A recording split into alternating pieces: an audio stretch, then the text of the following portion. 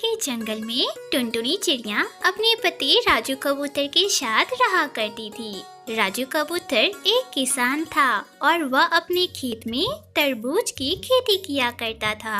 एक दिन टुनटुनी चिड़िया अपने पति के लिए भोजन लेकर खेत पर गई। अरे ओ पिंकी के बाबू, मैं आपके लिए भोजन लेकर आई हूँ। जल्दी से यहाँ आकर भोजन कर लो, वरना सारा खाना ठंडा हो जाएगा। अरे अभी आया भाग्यवान, मैं तो बस पौधे में पानी डाल रहा हूँ। अगर ठीक से पानी नहीं डाला ना तो सारे पौधे सूख कर खराब हो जाएंगे। थोड़ी देर बाद पौधों में पानी डालकर राजू कबूतर खाना खाने आता है कि तभी वहाँ एक व्यापारी तरबूज खरीदने आता है। राजू कबूतर खाना खाकर तरबूज व्यापारी को देता है। अरे ये क्या मालिक, ये तो बहुत कम रुपए हैं।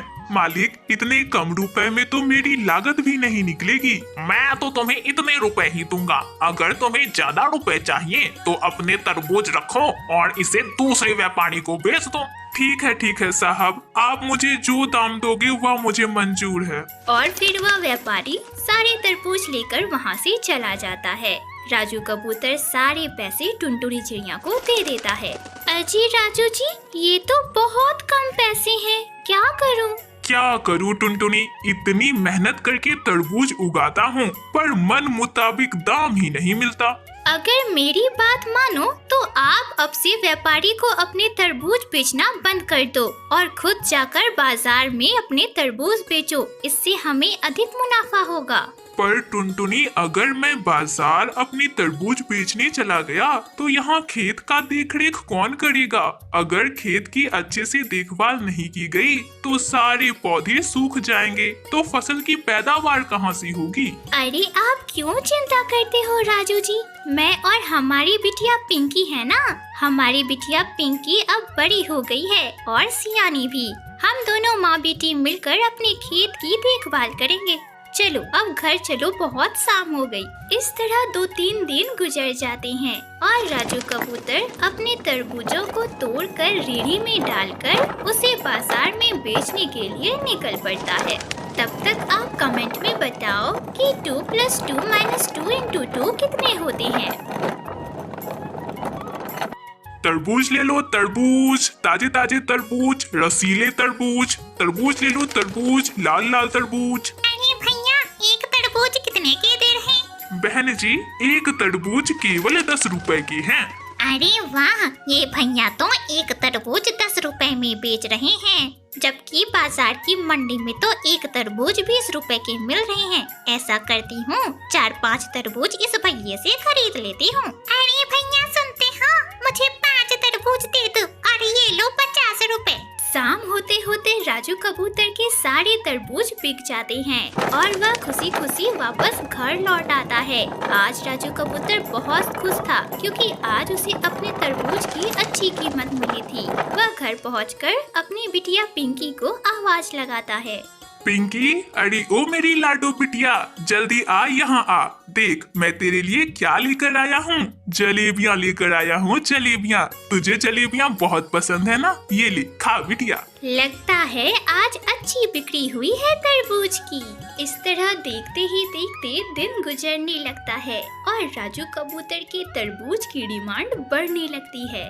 मम्मा, आप पापा से क्यों नहीं बोलती कि बाजार से ऑर्गेनिक दवाइयाँ खरीद कर लाए? इससे हमारी फसल की पैदावार अधिक होगी और हमें मुनाफा भी अधिक मिलेगा। टुनटुनी चिड़िया यह बात अपने पति राजू कबूतर को बताती है और अगले ही दिन राजू कबूतर एक दवाई बाजार से खरीद कर लाता है। ये लो पिंकी की माँ, मैं दवाई लेकर आ गया। 2 चम्मच से ज्यादा इसे पानी में मिलाकर मत डालना। अगर ज्यादा डाला ना तो खेत की सारी फसलें बर्बाद हो जाएगी। ध्यान से डालना और हाँ, पानी में मिलाकर ही डालना। फिर टुनटुनी चिड़िया दवाई को पानी में मिलाकर उसे तरबूज के पौधे के ऊपर छिड़काव कर देती है। अगले दिन राजू कबूतर देखता है कि तरबूज की फसल बहुत ही बड़ी और अधिक हो गई है। वह बहुत खुश होता है और सारी तरबूज की फसल को वह बाजार में जाकर बेच देता है।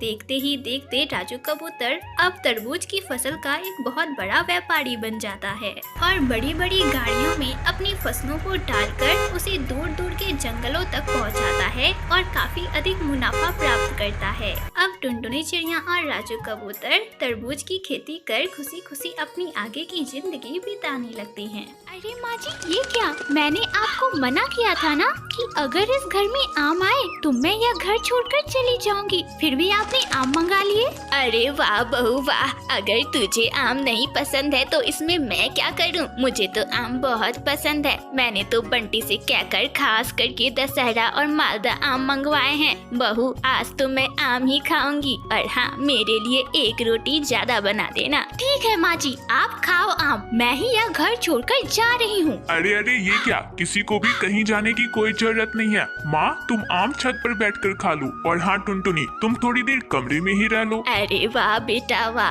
अब हम चैन से घर में बैठकर आम भी नहीं खा सकती। अरे मौसम का फल है और आम किसे नहीं पसंद। तेरे बाबा जब जिंदा थे तो भर भर कर आम लाते थे और हाँ, 2-2 किलो तो एक दिन में ही खा जाते थे। खैर छोड़ो, मैं जाती हूँ अपने आम को लेकर छत पर ही बैठकर सुकून से खाऊंगी। टुनटुनी चिड़िया को आम बिल्कुल भी पसंद नहीं था। अगर उसके सामने आम आ जाता था तो वह गुस्से से आग बबूला हो जाती थी। इसके विपरीत टुनटुनी चिड़िया की सास बबली कबूतरी को आम खाना बहुत पसंद था और वह बड़े ही रसीले आम खाया करती थी।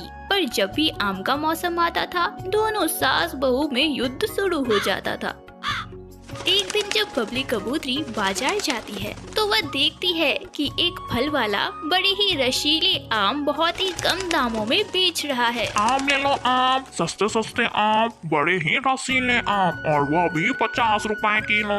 आम ले लो आम। अरे वाह, यह फल वाला तो कितने रसीले आम बेच रहा है और वह भी कितने कम कीमतों पर। मन तो कर रहा है सारे आम खरीद लूं। अगर इस टुनटुनी की बच्ची को आम पसंद होते ना तो मैं ढेर सारे आम खरीद कर ले जाती। काश ऐसा होता कि टुनटुनी को आम बहुत अच्छे लगते। बबली कबूतरी उस फल वाले से कुछ आम खरीद लेती है और बड़बड़ाते हुए अपने घर की ओर निकल पड़ती है। तभी रास्ते में उसे एक साधु चील दिखाई देता है तो वह साधु को प्रणाम करती है और उसे कुछ आम भेंट करती है। साधु महात्मा जी, ये कुछ आम आप रख लो। अरे इतने सारे आम तुमने मुझे दे दिए, अपने घर के लिए कुछ भी नहीं रखा। अरे बाबा, अब मैं क्या बताऊं, घर में मेरे अलावा कोई आम खाता ही नहीं है। मेरा बेटा है जो कभी कदाल एक आम खा लेता है और मेरी बहू, उसे तो इतनी नफरत है आम से कि वह तो आम मुझे भी खाने नहीं देती। मैं तो छिप छिप कर आम खाती हूँ। अरे बस इतनी सी बात, ये लो, ये एक आम अपनी बहू को खिला देना। अगर वह यह आम खा लेगी तो इसके अलावा अब वह कुछ नहीं खाएगी। उसका पसंदीदा फल आम हो जाएगा। वह दिन रात बस आम ही खाना चाहेगी। चील साधु से आशीर्वाद लेकर बबली कबूतरी वापस घर आ जाती है और बहाने से टुनटुनी चिड़िया को वह आम खिला देती है।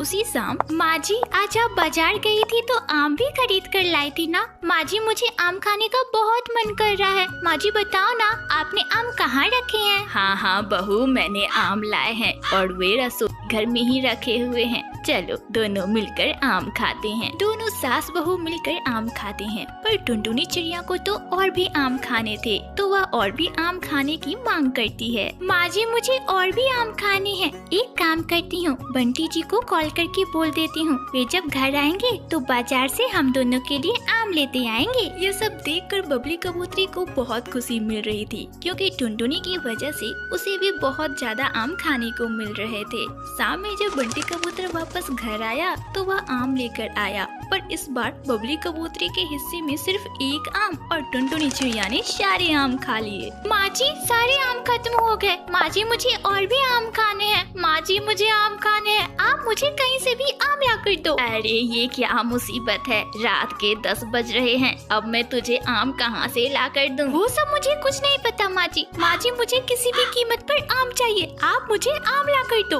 अरे अब तो बस एक ही उपाय बचा है, लाला के खेत में आम के पेड़ हैं, वहीं से तुझे आम लेकर देती हूँ। दोनों सास बहू आम लाने के लिए निकल पड़ती है। वे दोनों लाला के खेत पर पहुँचती है और आम के पेड़ से कुछ आम तोड़कर वहाँ से भाग जाती है। अरे माँ जी आम चोरी करके खाने में कितना मजा आता है, और ये आम तो और भी ज्यादा स्वादिष्ट है। माँ जी हम अगली रात में भी चोरी करने जाएंगे। अरे चुप कर बहू, मैं तेरे लिए बाजार से आम लेते आऊंगी। ना बाबा ना, अब मैं लाला के खेत से चोरी नहीं करूंगी। अगली सुबह बबली कबूतरी की पड़ोसन हरी तोती उसके घर आती है और चोरी की बात बताती है। अरे बबली बहन, तुम्हें पता है लाला के खेत से आम की चोरी हो गई। पता है सारे आम तो नहीं चुराए पर कुछ आम चुरा लिए, और वह भी बहुत रसीले थे। लगता है कोई आम चोर था। हरी तोती की बात सुनकर टुनटुनी चिड़िया जोर जोर से हंसने लगती है। तभी बबली कबूतरी उसे घूर कर देखती है और पड़ोसन से बात करके घर के अंदर चली जाती है। जब रात के 12 बजते हैं तो टुनटुनी चिड़िया अपनी सास बबली कबूतरी से कहती है, माँ जी चलिए ना लाला के खेत पर फिर से चलते हैं। माँ जी पता है लाला के खेत के आम तो बहुत रसीले थे।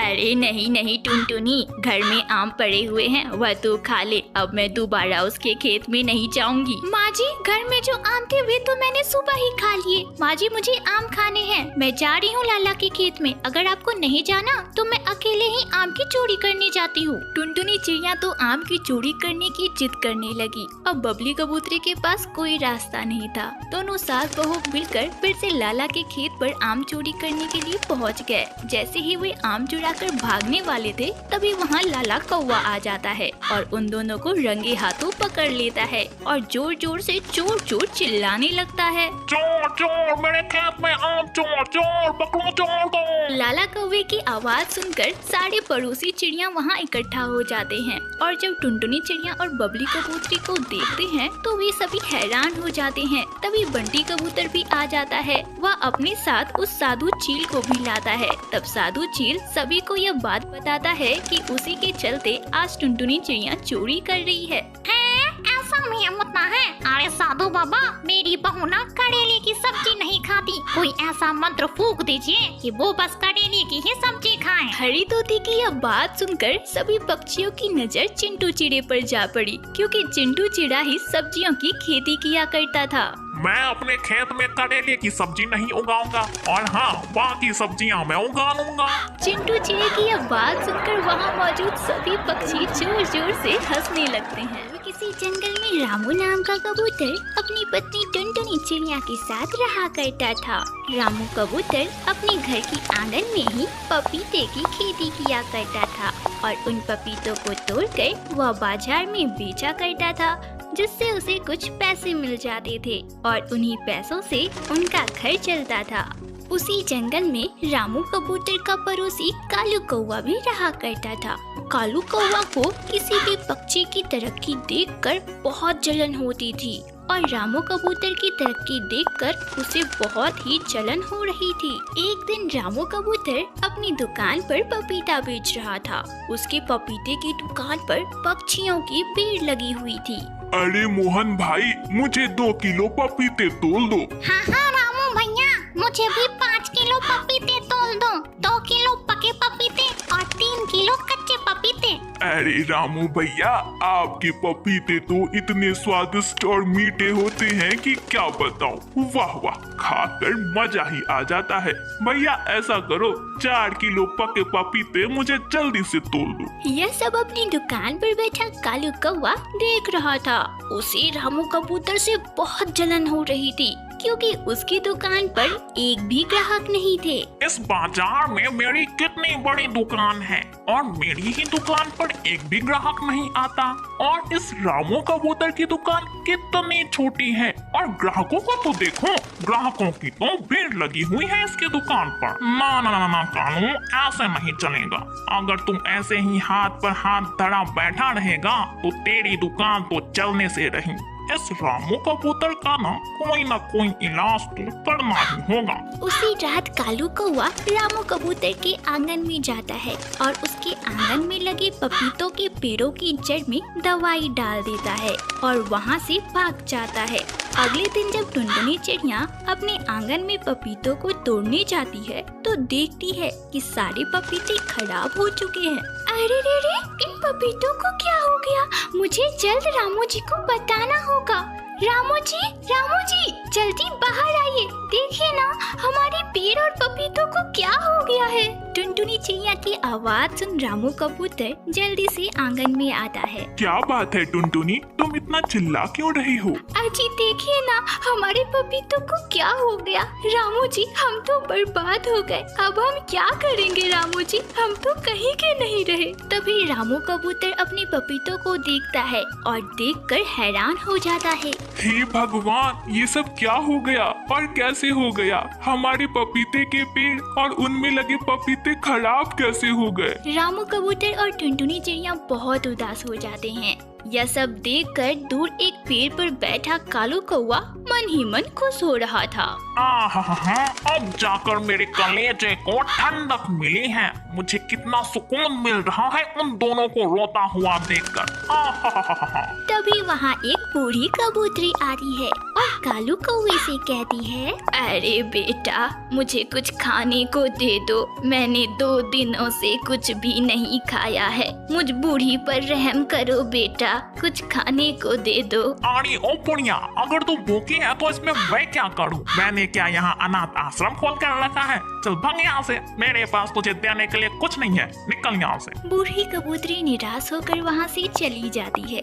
तभी उसे टुनटुनी चिड़िया और रामू कबूतर दिखाई देते हैं तो वह उन दोनों के पास जाती है। अरे बिटिया मुझे बहुत जोरों की भूख लगी है, क्या तुम मुझे कुछ खाने को दे सकते हो? मैंने 2 दिनों से कुछ भी नहीं खाया है बेटा। हाँ अम्मा क्यों नहीं, आइए मैं आपको खाना खिलाती हूँ। टुनटुनी चिड़िया और रामू कबूतर उस बूढ़ी कबूतरी को अपने घर के अंदर लेकर आते हैं और टुनटुनी चिड़िया उस बूढ़ी कबूतरी को खाना खिलाती है। खाना खाने के बाद बूढ़ी कबूतरी उन दोनों से कहती है, अरे बेटा तुम दोनों तो मुझे बहुत ही अधिक परेशानी में दिख रहे हो, फिर भी अपनी परेशानियों को भुलाकर तुमने मुझ जैसी गरीब बूढ़ी की मदद की। मैं तुम दोनों से बहुत खुश हुई। ये लो बिटिया, ये एक जादुई पानी है, इन पानी को अपने पपीते के पेड़ पर जाकर डाल दो, तुम्हारी सारी समस्याएं हल हो जाएंगी। रामू कबूतर उस जादुई पानी को अपने आंगन में ले जाकर पपीते के पेड़ की जड़ों में डाल देता है। अगली सुबह जब रामू कबूतर और टुनटुनी चिड़िया अपने आंगन में पहुंचते हैं तो पपीतों के पेड़ को देखकर उनकी खुशी का ठिकाना नहीं रहता। पपीतों के पेड़ में बहुत सारे पपीते लगे रहते हैं और एक पपीते के पेड़ में तो सोने के पपीते थे। अरे रामू जी, ये पपीता तो सोने का है। हाँ टुनटुनी, यह सब उस गरीब बूढ़ी अम्मा के जादुई जल का कमाल है। धीरे धीरे रामू कबूतर और टुनटुनी चिड़िया बहुत अमीर हो जाते हैं और वे अब गरीब पक्षियों की मदद भी करते हैं। यह सब देखकर कालू कौवा मन ही मन सोचता रह जाता है। कुछ भी समझ नहीं आ रहा है, मैंने तो इनके पपीते के पेड़ को खराब कर दिया था, तो फिर आखिर ये इतने अमीर कैसे हो गए?